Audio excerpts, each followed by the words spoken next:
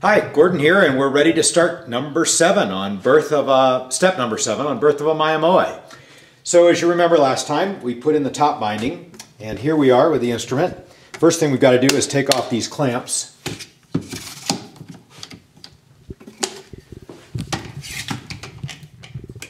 You know, I always try to put these up there so that the clamp is facing just straight out. It's funny how little tiny things make a difference in your building. And I talked the other day about when we glued up the fretboard using the same clamps in the same order. Same thing is sort of true here. I just like to never have anything feel different because it throws my head off. So you might be tempted, some of you might be tempted to leave this tape on, flip over, and go to the back binding. But the problem is, as you can see, little edges of that tape are kind of up in the air, and it'll catch on your carpeting as you're trying to bind and kind of cause you problems. So I take off the tape now. It's pretty easy to do. Just lift up on an edge. I find it's easier to go all the way around the instrument like that and lift up all the way. Now, this is myrtle we're working on, and with myrtle, you know, the fibers don't want to lift up out of the top. But with some of the softwood tops, the tape will pick up the fibers in the wood and will lift them right up. And you know, you might think, well, that's just a little fiber, I'll sand it out. But if you voice the instrument properly and ahead of time, doing that much sanding later will compromise the integrity of the voice of the instrument and perhaps even the integrity of, you know, the structure of the instrument. So you really don't want to be pulling up fibers with your tape. So the question is, how do you prevent it? So you can get a hairdryer, or we find that the hairdryers don't last very long. And Char doesn't like it when we take her hairdryer. So we just have a heat gun here. I'm going to turn it on and show you what happens. You know, all you're going to do is soften the glue on this tape. And I mean just a little bit. I point it down there, get it warm, point it away.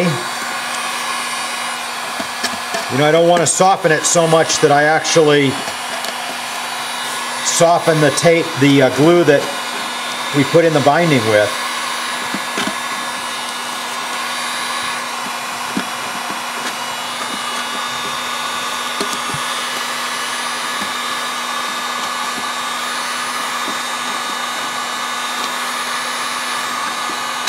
So you can see just a little shot, and I'm telling you, it just gets really nice and warm, and that tape lifts up a lot more easily. Now, wait a minute, I'll let Roxy in.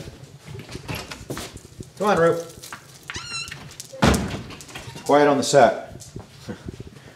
So the woods that you've got to be particularly careful about getting lifting or tearing of the grain are cedar, redwood, any of the spruces, and then sycamore is the only one of our hardwoods where it's a problem.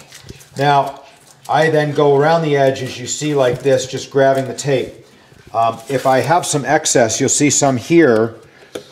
I try to get that off with my fingernail, and the reason is that tape excess will gum up your sandpaper. And you can see, it's really interesting, but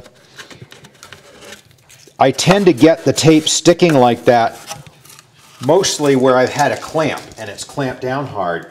And there again, if you just take your hairdryer or your heat gun, you can see it doesn't take much.